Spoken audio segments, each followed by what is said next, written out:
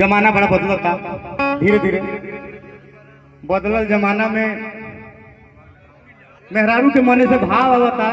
का भाव में कहती है अरे का करी है सैया हमारा पिपर कर मारब नजारा हो का करी है सैया हमारा पिपर कर मारब नजारा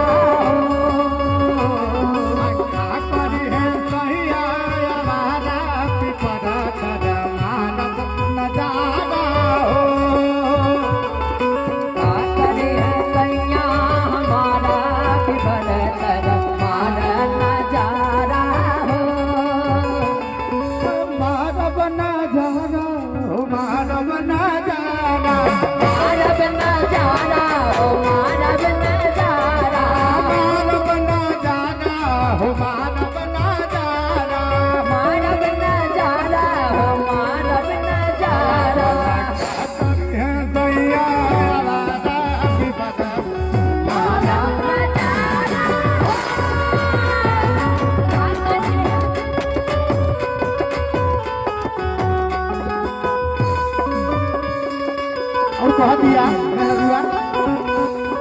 भैया सुनील भैया और दिया कह दिया